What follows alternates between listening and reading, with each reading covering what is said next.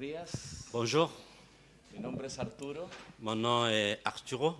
y estoy muy agradecido de Dios Je suis très reconnaissant envers Dieu porque no hay mejor situación parce qu'il n'y a pas meilleure que situation estar con el pueblo del Señor, que d'être avec le peuple de Dieu, en la presencia del Señor avec la présence du Seigneur y en el día del Señor. et dans le jour du Seigneur.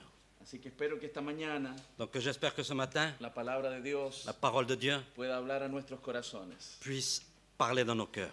Quiero invitarle a que abra su Biblia Je vais vous inviter à que vous ouvrez vos Bibles en el Evangelio de Marcos, capítulo 4, versos 35 al 41. dans l'évangile de Marc, chapitre 4, versets 35 al 41. 35 al 41. Puedes leer, por favor. 4, 35 al 41.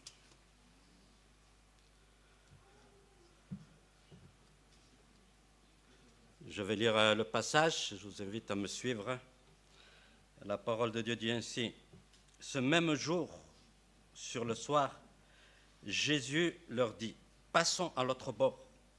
Après avoir envoyé la foule, ils amenèrent dans la barque où il se trouvait.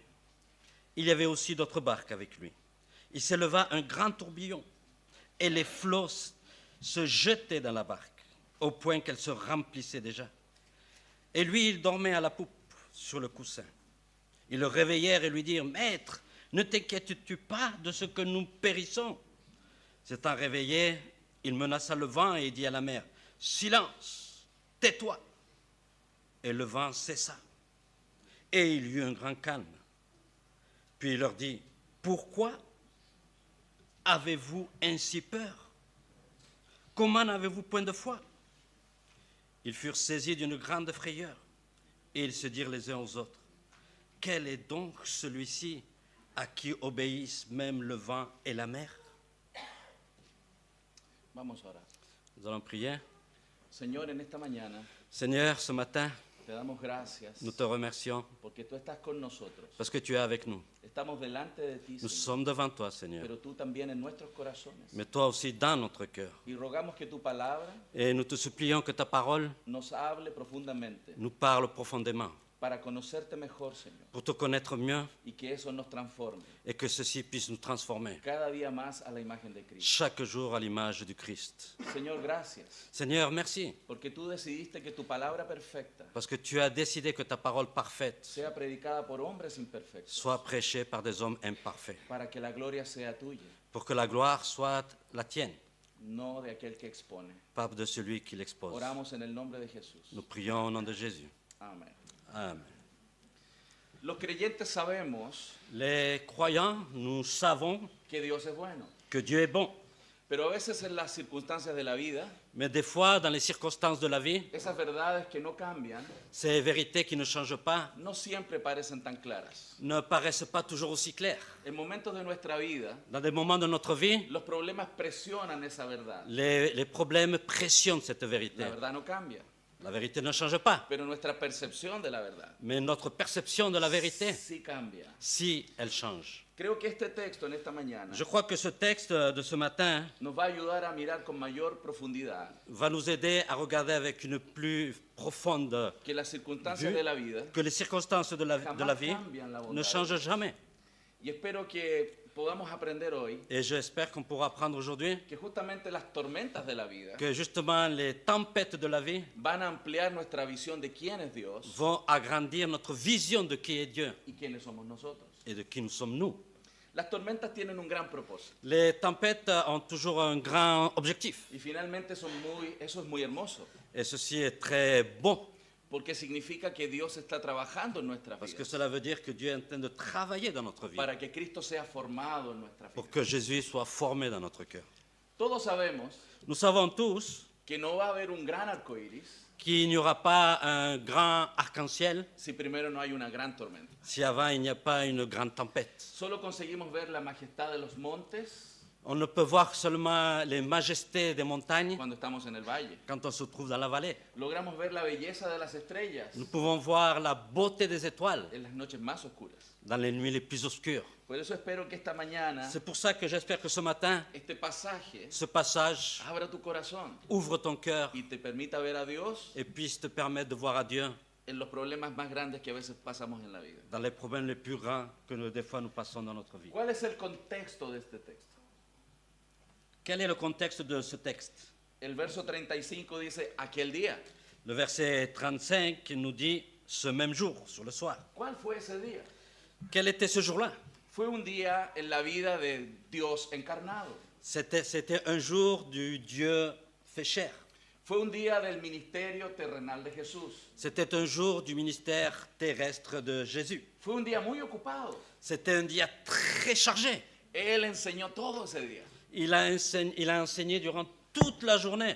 Y enseñó cosas muy profundas y grandes a sus discípulos. Et il a enseigné des choses grandes et profondes à ses disciples. Fue el día que él enseñó la parábola del sembrador. C'est le jour où il a enseigné la parabole du semeur. Enseñó que no había nada oculto que no había de salir a la luz. Il a enseigné qu'il n'y avait rien de caché qui ne serait révélé. Enseñó acerca de la parábola de la semilla y la mostaza. Il a enseigné au sujet de la parabole de la croissance et de la semence. Incluso les explicó por qué él hablaba en parábolas. Et d'ailleurs, il leur a expliqué pourquoi lui, il leur a parlé en parabole.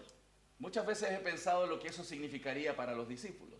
Et beaucoup de fois, je me suis demandé ce que tout cela signifierait pour les disciples. Fue una clase muy profunda de teología. Ça a été un cours profond de théologie. Estuvieron con el maestro. Ils étaient avec le maître lui-même. Una gran clase de enseñanzas bíblicas. Un grand cours d'enseignement biblique. Probablemente saldría como nosotros después de una gran exposición. Probablement, ils seraient sortis comme nous quand on sort d'une grande exposition. Ellos dirían entre ellos, Ils se disaient entre eux, ¿qué te pareció lo que Jesús dijo? comment vois-tu ce que Jésus a dit? Qué grandes verdades aprendimos hoy. Quelle grande vérité nous avons appris aujourd'hui. Saldrían con el corazón golpeando fuerte. Ils sortiraient avec le cœur qui battrait à grande vitesse. Recibieron mucho conocimiento. Ils ont reçu beaucoup de connaissances. Recibieron muchas verdades. Ils ont reçu beaucoup de vérités. Y Jesús quería que ellos aprendieran. Et Jésus voulait qu'ils apprennent. Pero Jesús sabe Mais Jésus sait que la teoría que la théorie, tiene que llevarse a la práctica. elle doit être menée à la pratique. Los conceptos teológicos, Les concepts théologiques, las grandes verdades, les grandes vérités los cristianos debemos vivirlas. que les chrétiens, nous devons Y vivre. no solamente es suficiente Et pas seulement suffisamment que yo diga, yo sé de eso. que je peux dire que je sais cela. Lo más importante Le plus important, es que lo pongamos por obra. c'est que nous le mettons à l'œuvre. Por eso el sermón de esta mañana C'est pour ça que le message de ce matin va a tener 3 puntos. va avoir 3 points. El primero es Le premier, que reconozcamos las características de las tempestades. que nous devons reconnaître les caractéristiques des tempêtes. Lo segundo es Le deuxième serait cómo reconciliamos lo que vemos comment réconcilier ce que nous voyons con lo que creemos. avec ce que nous croyons. Y el tercer punto, Et le troisième point, cómo respondemos a las preguntas que en este texto se hicieron. est comment nous pouvons répondre aux questions qui se sont posées dans ce texte. Vamos entonces primero a hablar sobre las características de las tempestades. Nous allons donc en premier parler sur les caractéristiques de la tempête. Aprendemos algunas cosas importantes en este texto. Nous apprenons des choses très intéressantes dans ce Lo texte. primero que las tempestades son inesperadas. La première chose que nous voyons, c'est que les tempêtes sont inattendues. Un accidente, Un accident, una enfermedad, une maladie, una crisis de matrimonio, une crise matrimoniale, me despidieron del trabajo. on m'a viré du travail. Las tempestades no te envían WhatsApp, Les tempêtes ne vous envoient pas un WhatsApp. no te llega un mail que te está avisando. Ils ne vont pas vous envoyer un email pour vous avertir. Las tormentas llegan sin permiso Les tempêtes arrivent sans autorisation. y muchas veces nos dejan profundamente conmovidos. Et beaucoup de fois, elles nous laissent très touchés, choqués. Y este pasaje nos enseña Et ce passage nous enseigne que los cristianos tenemos que prepararnos para las tempestades. que nous, les chrétiens, nous devons nous préparer pour les tempêtes. John Charles Ryle dice así: John Charles Wright a dit « Les disciples avaient passé la journée à écouter le maître et à faire son travail, mais cela ne les avait pas épargnés de la tempête. Ils aimaient Jésus et avaient tout quitté pour le suivre, mais cela ne les a pas sauvés de la mer agitée. Les afflictions et les tempêtes de la vie font partie de la journée de chaque chrétien. » Entonces, las tempestades son inesperadas, Donc les tempêtes sont imprévues. pero también este texto nos muestra que son peligrosas. Mais ce texte aussi nous montre que les tempêtes sont dangereuses. No debemos minimizar las On ne tempestades. doit pas minimiser les tempêtes. El mismo pasaje Le même passage en Mateo 8:24 dice así: à Matthieu 8, 24 dit « Et voici, il s'éleva sur la mer une si grande tempête que la barque était couverte par les flots. Et lui, il dormait. Las olas cubrían la barca. Les vagues couvraient la barque. Muchas veces las tempestades nos amenazan violentamente. Beaucoup de fois, les tempêtes nous menacent violemment. Son peligrosas. Elles sont dangereuses. Son terremotos para nuestra vida. Ce sont des tremblements de terre pour notre Muchas vie. veces esas tempestades Beaucoup de fois, ces tempêtes, van a destruir o afectar lo que por años hemos construido. elles vont détruire ou affecter ce que nous avons mis des années pour construire. Un sueño construido con mucho trabajo, Un rêve construit con mucho trabajo, avec beaucoup de travail puede caer fácilmente por malas decisiones. peut tomber très facilement pour une mauvaise décision. Un matrimonio edificado con mucha dedicación Un couple construit avec beaucoup de dédication puede destruirse por una infidelidad conyugal. peut être détruit à cause d'une infidélité conjugale. De repente, un hombre o una mujer que se cuida mucho físicamente, De repente, un hombre que se cuida mucho soudainement, un físicamente, homme et une femme se prennent soin d'eux, puede recibir la noticia de una enfermedad incurable. peuvent recevoir une mauvaise nouvelle d'une maladie incurable. Por eso las tempestades sí son peligrosas, C'est pour cela que les tempêtes, oui, elles sont dangereuses. sí nos sacuden Si elles nous secouent, y muchas veces son imposibles de abordar con nuestras capacidades. et la plupart du temps, elles sont impossibles de les aborder avec notre propre capacité. Ese día los discípulos hicieron todo lo que estuvo en sus manos. Ce jour-là, les disciples ont fait tout ce qu'ils pouvaient. Eran hombres experimentados en el mar. C'était des hommes expérimentés dans la mer. No es primera vez que navegaban. Ce n'était pas la première fois qu'ils naviguaient. Sabían lo que hacían, Ils savaient ce qu'ils faisaient. pero muchas veces las tempestades Mais beaucoup de fois, les tempêtes, van a superar nuestras capacidades. elles vont dépasser nos capacités. Y para Dios eso no es una sorpresa. Et pour Dieu, cela n'est pas une surprise. Dios muchas veces lo va a permitir, Dieu, beaucoup de fois, va le permettre. porque hay cosas que Él quiere enseñarnos ahí. Parce qu'il y a des choses qu'il veut nous enseigner là.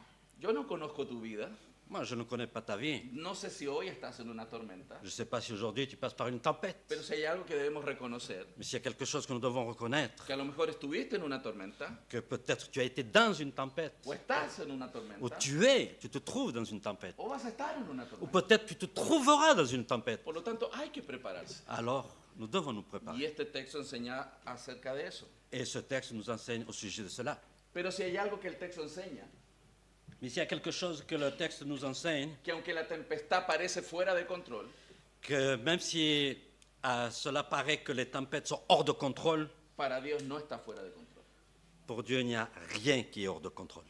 Algo más que nos muestra la tempestad, Quelque chose de plus que nous montrent les tempêtes, que son sorprendentes. qu'elles sont surprenantes. Estos discípulos, como decía, sabían de navegar. Comme on avait dit, ces disciples connaissaient le métier de la navigation. Muchas veces cruzaron ese mar, Beaucoup de fois, ils ont traversé ce lac.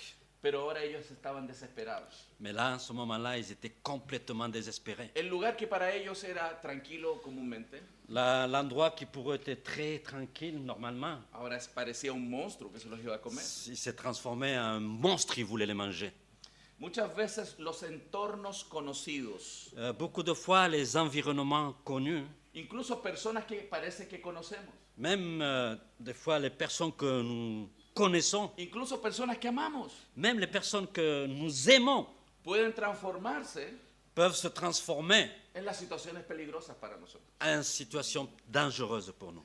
Por eso el día de hoy C'est pour cela qu'aujourd'hui, podemos entender que tenemos que observar las tempestades, que nous devons comprendre que nous devons observer les tempêtes, reconocer que van a venir tempestades, reconnaître que des tempêtes vont arriver, que son peligrosas, qu'elles sont dangereuses, que muchas veces nos van a superar, que beaucoup de fois elles vont nous dépasser. pero Dios sigue en control, Mais Dieu continue à être en contrôle, aunque para nosotros pareciera que está todo fuera de control. même si pour nous, on a l'impression que tout est hors de contrôle. El segundo punto del sermón Le deuxième point de ce message, es cómo reconciliamos c'est comment nous réconcilions lo que creemos ce que nous croyons con lo que estamos viendo, avec ce que nous sommes en train de voir. porque ahí surgen preguntas. Parce que là, il y a des questions qui surgissent. ¿Eres bueno, Dios? Dieu est-il bon? Señor, ¿estás conmigo? Seigneur, es-tu avec moi? A veces percibimos que Dios no está. Des fois, on a l'impression que Dieu n'est pas avec nous. Los cristianos vivimos esas experiencias. Les chrétiens, nous vivons cette expérience. Y lo que me encanta de la Biblia, Et ce que j'adore de la Bible, que no es hipócrita. que ce n'est pas de l'hypocrisie. Dice tal cual como son las cosas. Elle dit les choses comme elles doivent dire. être Muestra dites. tal cual nuestras luchas. Elle nous montre quelles sont nos luttes. Muestra nuestras debilidades. Elle nous montre nos faiblesses. Muestra nuestras fluctuaciones de la fe. Elle nous montre la fluctuation de notre foi. A veces nosotros somos un poco hipócritas. Des fois, ce sont nous qui sommes hypocrites. Nos preguntan cómo estás. On nous demande comment ça va. Y nosotros decimos bien. On dit toujours ça va bien. Pero si alguien te pregunta un poco más, Mais si quelqu'un approfondit un peu plus, las cosas aparecen. les choses vont apparaître. No están tan bien. La chose n'est pas si bien que ça.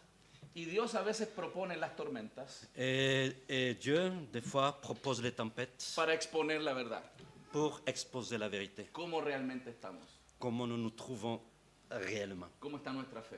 Comment est notre foi. Y la necesidad que tenemos todavía de crecer. Et la nécessité que nous avons toujours de grandir. Lo primero que debemos conciliar La première chose que nous devons réconcilier, es la obediencia a Cristo c'est l'obéissance à Jésus con la tempestad. avec la tempête. El verso 35 dice, Le verset 35 dit, ce même jour, sur le soir, Jésus dit, passons à l'autre bord.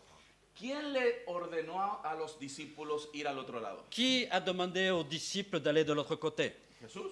Jésus.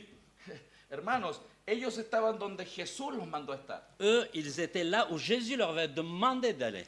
haciendo lo que Jesús les mandó a hacer, Faire ce que Jésus leur avait demandé de faire. yendo donde Jesús les mandó a ir. Ils allaient là où Jésus leur avait demandé d'aller. Y aún así estaban en una tormenta. Et même avec tout cela, ils se trouvaient au milieu d'une tempête. Eso es diferente a Jonás.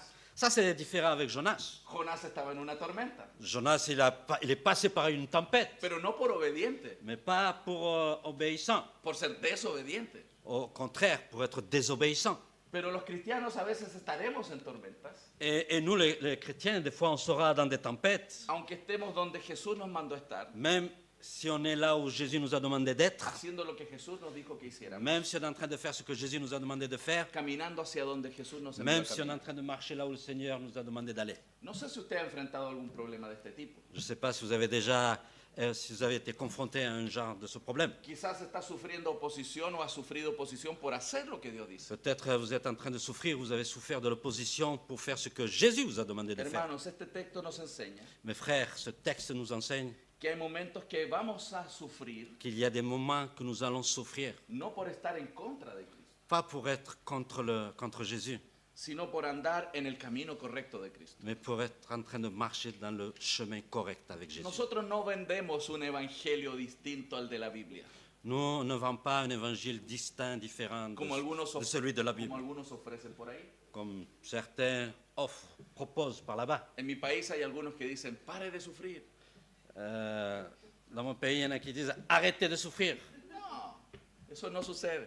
Non, ceci ne se passe pas. El camino del cristiano Le chemin du chrétien va a tener pruebas, va avoir des épreuves, va a tener tormentas, va avoir des tempêtes, pero no son fuera del control de Dios. mais elles ne sont jamais hors du contrôle Y, de Dieu. y siempre tienen un gran propósito, Et ils ont toujours un grand objectif que este texto va a mostrarnos. que ce texte va nous montrer. Santiago capítulo 1, versos 2 al 4 dice, Jacques 1, 2, 4 nous dit « Mes frères, regardez comme un sujet de joie complète les diverses épreuves auxquelles vous pouvez être exposés, sachant que l'épreuve de votre foi produit la patience. Mais il faut que la patience accomplisse parfaitement son œuvre, afin que vous soyez parfaits et accomplis sans faillir en rien. » este texto es sorprendente. Ce texte est surprenant. Dice que estemos llenos de gozo Il nous demande d'être remplis de joie cuando estemos en diversas pruebas. quand nous nous trouvons dans diverses épreuves. ¿Cómo entiendes eso? Comment peux-tu comprendre cela? Algo importante que dice el verso 3 Quelque chose de très important que dit le es verset que hay 3, algo que tienes que saber. qu'il y a quelque chose que tu dois savoir. No dice sentir, Il ne dit pas sentir, dice saber. il dit savoir. que la prueba de vuestra fe produce paciencia. que l'épreuve de votre foi produit de la joie. Las pruebas van a producir firmeza en nuestra fe. Les épreuves vont produire de la fermeté dans notre foi. ¿Qué más tenemos que conciliar? Quelle autre chose nous devons réconcilier? La tempestad con la presencia de Jesús. La tempête avec la présence de Jésus. Leemos de nuevo el verso 35 y 36. Verset 35-36. Ce même jour, sur le soir, Jésus leur dit, passons à l'autre bord. Après avoir renvoyé la foule, ils l'amenèrent dans la barque où il se trouvait. Il y avait aussi d'autres barques avec lui. Como les decía, la presencia de Jesús Comme je vous disais, la présence de Jésus no va a eliminar la posibilidad de tormenta. ne va pas éliminer la possibilité de la tempête. Eso debe ayudarnos a entender Ceci doit nous aider à comprendre que el cielo no está aquí. que le ciel n'est pas ici. Nosotros estamos de paso. Ici, nous sommes seulement de passage. Este es el valle de la sombra y de la muerte. Ceci est la vallée de l'ombre de la mort. Por eso vino Cristo, la aurora, a iluminar los que caminan C'est pour acá. ça que Jésus est venu l'aurore pour illuminer ce chemin. Por eso él dice, no hagas tesoros en la tierra, C'est pour ça qu'il nous dit ne faites pas des trésors sur la donde terre. la polilla y el orín corrompen, Là où el óxido corrompe. la rouille, voilà, la rouille et la peigne détruisent. Eso, ves. Pero a veces olvidamos eso Mais des fois, nous oublions ceci. y queremos armar nuestro paraíso aquí. Et on veut faire notre paradis ici. Y nos preocupamos tanto por nuestro paraíso. Et aquí. on se préoccupe tellement pour notre paradis. Dios quiere que entendamos Dieu veut qu'on comprenne que nuestra estabilidad, que notre stabilité, nuestra seguridad, notre sécurité, nuestra identidad, notre identité, nuestro futuro notre futur no está aquí, n'est pas ici. está en Cristo.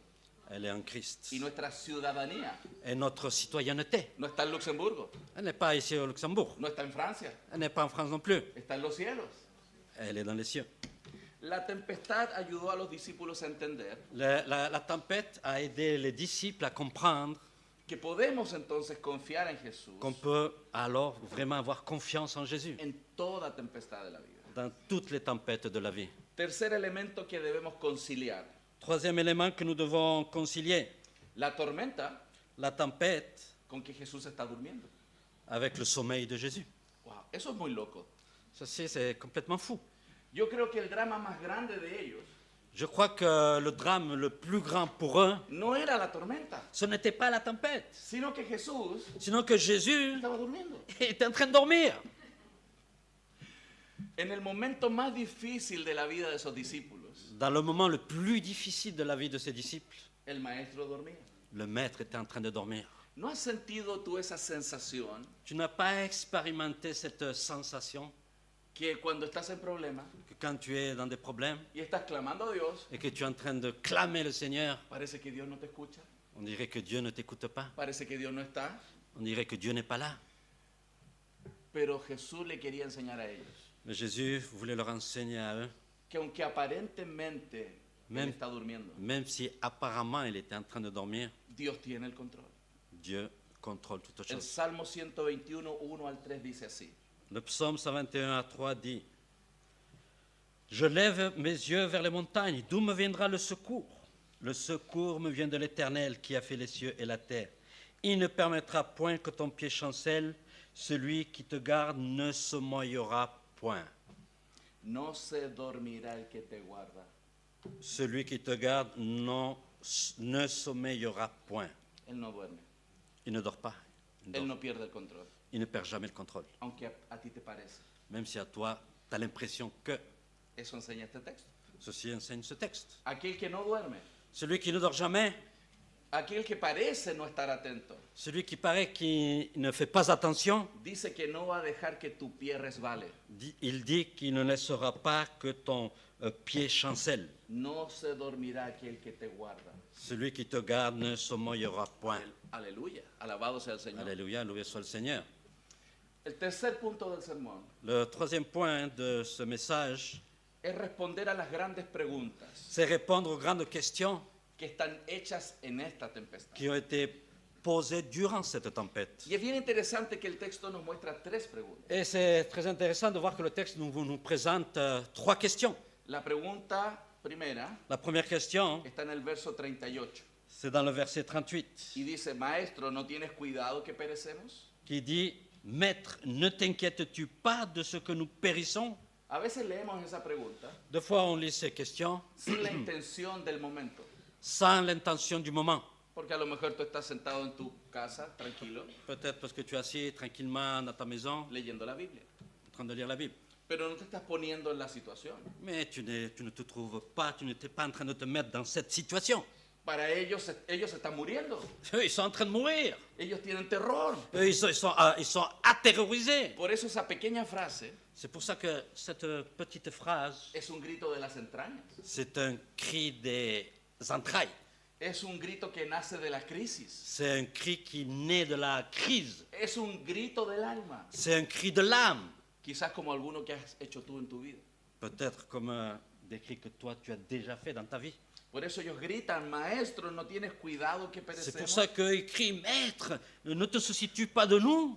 Esa pregunta Cette question nos muestra algunas cosas de los creyentes. nous montre quelque chose des croyants. Lo primero es que el grito evidencia que ellos tienen miedo. Ce cri nous montre que l'évidence, la preuve qu'eux, ils ont peur. ¿Por qué motivo? Pour quelle raison? Por la tempestad. À cause de la tempête. Y la tempestad provoca miedo. Et la tempête provoque de la peur. En estas pequeñas palabras, Dans ces petits mots, dans ces mots, ellos están expresando más una crítica que una petición. eux, ils sont en train d'exposer plus une critique que le sujet de prière. Y a veces no sucede. Et des fois, ceci se passe avec nous. ¿No es más fácil reclamar a Dios Il est plus facile pour nous de réclamer à Dieu que depositar todas nuestras ansiedades sobre que Él de déposer sur lui toutes nos anxiétés y descansar en su providencia? et nous reposer sur sa providence. Yo soy pecador de esos. Moi, je suis un pécheur de cela. Yo lo he hecho en mi vida. Je l'ai fait dans ma vie. En vez de pedir, he reclamado. Au lieu de demander, j'ai réclamé à Dieu. En vez de depositar mi confianza Au lieu de déposer ma confiance y descansar en su providencia. et de me reposer sur sa providence. En segundo lugar, Deuxièmement, ese grito evidencia un poco de fe. ce cri démontre peu de foi. Y eso es muy bueno. Et ceci, c'est très bon. Porque si los discípulos no tuvieran nada de fe, Parce que si les disciples n'avaient aucune foi, no hubieran ido a despertarlo. ils ne seraient pas allés le réveiller. ¿Por qué fueron a despertarlo? Pourquoi ils ont été le réveiller? Porque todavía creen que Él puede hacer algo. Parce qu'ils croient encore que lui, il peut faire quelque chose. Y eso es muy bueno. Et ceci est très bon. Porque a pesar de que a veces dudamos, Parce que malgré que des fois nous doutons, a veces reclamamos, des fois nous réclamons, todavía vamos a Él. nous allons quand même vers lui. Y eso habla de que hay una fe en Dios. Ceci nous dit qu'il y a toujours une certaine foi. Entonces, realmente la causa de su desesperación Donc vraiment, la cause de leur désespération, no era la tempestad, ce n'était pas la tempête, sino la falta de fe. sinon le manque de foi. No era la furia del viento, Ce n'était pas la fureur du vent, sino la incredulidad que había en su sinon corazón. l'incrédulité qu'il y avait dans leur cœur. Había una deficiencia en su fe. Il y avait une déficience dans leur foi. Había una deficiencia por la falta de conocimiento de Dios. Il y avait une déficience dans leur foi à cause du manque de connaissance de Dieu. Había una deficiencia Il y avait une déficience en el conocimiento de quién es Cristo. dans la connaissance de qui est Jésus. Pero en esta tormenta, Mais dans cette tempête, ellos los van a conocer. eux, ils vont découvrir qui il est. Hermanos, no hay un Dios como el nuestro. Mes frères, il n'y a pas d'autre Dieu comme le nôtre. No, no existe un Dios como el nuestro. Il n'existe pas aucun Dieu comme le nôtre. Nuestro Dios es único. Notre Dieu est unique. Nuestro Dios es el Todopoderoso. Notre Dieu est le Tout-Puissant. Es aquel que está en la sana del control de todo el universo. C'est celui qui contrôle toutes les choses de cet univers. No hay una ave que caiga sin que Él lo Il n'y a gobierne. pas un oiseau qui tombe sans que lui il ne le permette. Ese es nuestro Dios. Celui-ci, c'est notre Dieu. Y es importante recordárnoslo. Et il est très important à chaque fois de nous le rappeler. Antes de las tormentas, Avant la tempête, durante las tormentas durant la tempête y después de las tormentas. et après la tempête. La segunda pregunta que aquí está La deuxième question, es la que Jesús hace. C'est la question que Jésus fait, Verso 40. le verset 40. Pourquoi avez-vous ainsi peur? Comment n'avez-vous point de foi? Parece un poco chistosa esa pregunta. Cette réponse paraît un peu comique. Yo me imagino a los discípulos. Je m'imagine les disciples. ¿Nos está preguntando por qué estamos asustados? Et lui, il est en train de nous demander pourquoi on a peur. ¿No están mirando? Il ne voit pas. Vamos a morir. On est en train de mourir. Parece una pregunta que nos humilla. On dirait une question qui nous humilie. Pero los discípulos tenían que preguntarse a sí mismos eso. Mais les disciples devaient se poser cette question. Tenían que analizar lo que estaban haciendo. Ils devaient analyser ce qu'ils étaient en train de faire. Tenían que mirarse a sí mismos. Ils devaient regarder à eux-mêmes, Que vieran la incoherencia qu'ils puissent voir la incohérence de su reacción. de leur réaction. Estaban reaccionando Ils étaient en train de réagir como si el que tenían al lado comme si celui qu'ils avaient à côté era cualquiera. était n'importe qui. No estaban reaccionando Ils n'étaient pas en train de réagir coherentemente con quién es Jesús. en cohérence avec qui est Jésus. Por eso Jesús les preguntó, C'est pourquoi que Jésus leur a demandé, para que ellos piensen, pour qu'eux puissent réfléchir, para que ellos reflexionen. puisqu'ils puissent penser. ¿Quién es Dios? Qui est Dieu? ¿Quién es Cristo? Qui est Jésus? Probablemente en una situación de calma, Peut-être dans une situation de tranquillité, tú le preguntas a un cristiano, tu lui demandes à un chrétien, ¿quién es Dios? qui est Dieu? Y él te puede dar una cátedra Et lui, il peut te donner un grand enseignement. y te cuenta todos sus atributos Et il peut te parler de tous les y attributs te de dice que Dieu. Dios es soberano Et il te dit que Dieu est souverain, y que Dios es todopoderoso et que Dieu est tout-puissant, y que Él todo lo hace, et que tout, lui, il peut tout faire, que nadie se lo opone. et que personne ne peut l'en empêcher. Pero esa teología tienes que probarla en las pruebas. Mais cette théologie, tu dois la prouver dans la pratique. Y el texto nos muestra por qué Et ce texte nous montre pourquoi debemos tener fe y no miedo. pourquoi nous devons avoir foi et ne pas avoir peur. La primera razón para tener fe y no miedo La première raison pour avoir de la foi et pas de peur, es la promesa de Jesús. c'est la promesse de Jésus. Él dijo, pasemos a la otra orilla. Lui, il a dit, allons de l'autre côté. Cuando Jesús dice algo, Quand Jésus dit quelque chose, Él sustenta su palabra. il soutient sa parole. Él no dice nada Lui, il ne dit rien que no vaya a respaldar. qui ne va pas à soutenir. Jesús no promete un viaje tranquilo y fácil, Jésus ne promet pas un voyage tranquille et facile, pero sí promete una llegada segura. mais il promet une arrivée sûre.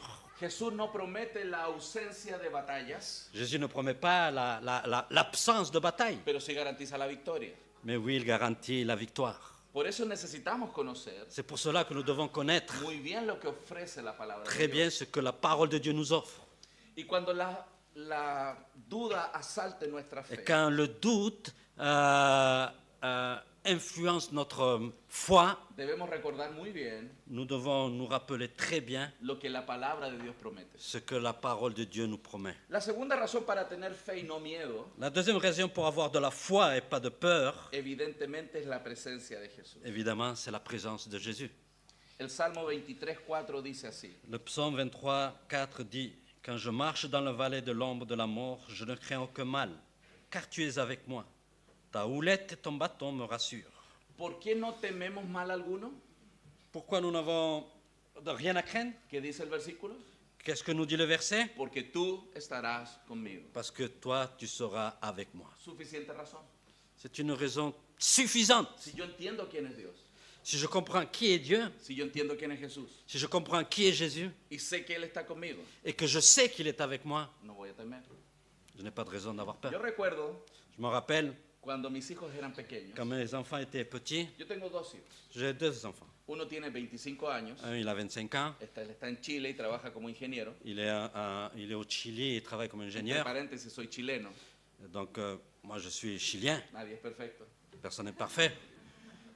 Y mi segundo hijo Et mon deuxième fils, tiene 20 años. il a 20 ans. Él está en Monterrey, México, viviendo con nosotros. Lui, il est à Monterrey, au Mexique.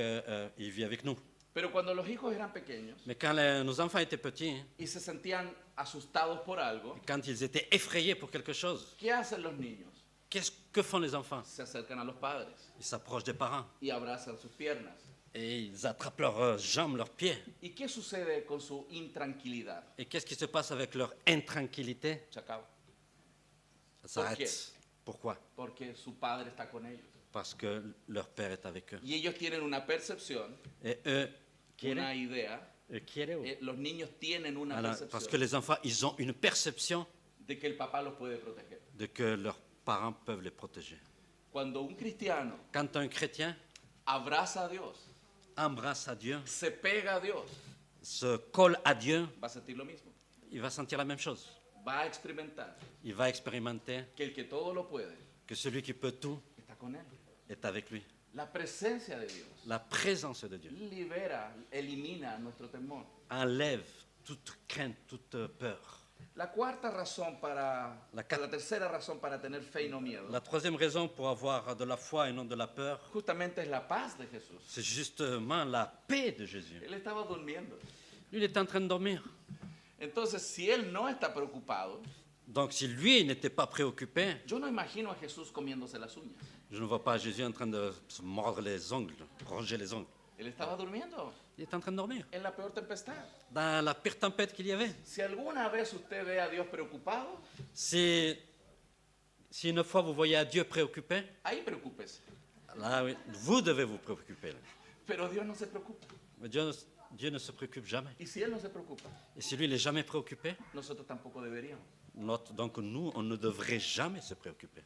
La cuarta razón para tener fe y no miedo La quatrième raison pour avoir de la foi et non de la peur, es el poder de Jesús. c'est la puissance de Jésus. El que estaba en el barco con ellos Celui qui était avec eux dans la barque, fue el creador de la naturaleza, c'était le créateur de la nature, el creador de las leyes de la naturaleza. le créateur des lois de la nature. Él es el que sustenta todas las cosas con la palabra de su poder. C'est lui qui soutient toutes choses avec la puissance de sa parole. Es aquel que sabe todas las cosas. C'est lui qui sait toutes choses. Nada le pilla por sorpresa. Rien ne peut lui arriver en surprise. Las tormentas nos pueden sacudir a nosotros, Les tempêtes peuvent nous secouer à nous, pero al Señor no. mais à Jésus jamais. Y la cuarta razón para tener fe y no miedo Et la quatrième raison es el poder pour avoir de Jesucristo, de la foi et pas de la foi, c'est la puissance de Jésus. ¿cierto? Cuando la naturaleza oye su voz, Quand la nature entend la voix de Jésus, la naturaleza le obedece. la nature lui obéit. No es como nuestra voz. C'est pas comme notre voix. ¿Cuántas veces usted le ha dicho a su hijo, anda y ordena la pieza? Combien de fois vous avez dit à votre enfant, allez, va ranger ta chambre? Y ellos no van. Ils ne vont pas. Nuestra voz no tiene ese poder. Notre voix n'a pas cette puissance. Pero cuando Dios le ordena a la naturaleza, Mais quand Dieu, lui, leur donne la à la naturaleza nature, obedece. la nature obéit. Ese es nuestro Dios. Celui-ci, c'est notre Dieu. A Él servimos. C'est à lui que nous servons. A Él alabamos. C'est à lui que nous louons. De Él dependemos. De lui, nous dépendons. La tercera pregunta y final La troisième question finale, está en el verso 41, il est dans le verset 41, que dice así: qui dit, « Quel est donc celui-ci à qui obéissent même le vent et la mer ?» Hermanos, las tormentas Mes frères, les tempêtes son pedagógicas. sont pédagogiques. Aprendemos más en las tormentas Nous apprenons plus des tempêtes que en los momentos de tranquilidad. que dans les moments de tranquillité. En esta tempestad, Dans cette tempête, el texto nos muestra que ahora ellos están llenos de temor. le texte nous montre que maintenant, eux, ils sont remplis de crainte, de peur. Hermanos, lo más lógico que hubiera sucedido Le plus logique qui aurait dû se passer, es que cuando la tormenta paró, c'est quand la tempête s'est arrêtée, ellos deberían estar haciendo una fiesta. eux, ils devraient être en train de faire une fête. Nos salvamos, nos salvamos. Ouais, on a été sauvés, on est sauvés. Ya no vamos a morir, no vamos Nous a allons morir. plus mourir, nous allons plus mourir. Esa sería la reacción lógica. Ceci aurait été la réaction logique. Casi murieron y ahora no mueren. Ils étaient prêts à mourir et maintenant ils ne sont plus morts. Pero ¿cómo estaban ellos? Mais comment ils étaient eux? ¿Qué dice el texto? Que dit le texte? Llenos de temor. Pleins de crainte. ¿Por qué? Pourquoi? Porque ahora están viendo al que tenían al lado.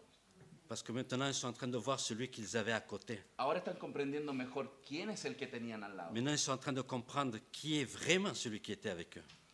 Hermanos, lo que está sucediendo aquí Ce qui est en train de se passer ici, mes frères, es que ellos están creciendo en el conocimiento de Dios. c'est qu'eux, ils sont en train de grandir dans la connaissance de Dieu. Y eso es lo que necesitamos nosotros. Et c'est ce que nous avons besoin. Seguro ustedes están aquí hoy Sur vous qui êtes aujourd'hui ici, porque han conocido a Cristo. parce que si vous êtes là, parce que vous avez connu à Jésus. Gloria a Dios por eso. Gloire à Dieu pour cela. Damos gracias a Dios por eso. Merci à Dieu pour cela. Pero la verdad Mais la vérité, es que recién lo están conociendo. Apenas lo están conociendo. que vous êtes à peine en train de le connaître. Nuestro conocimiento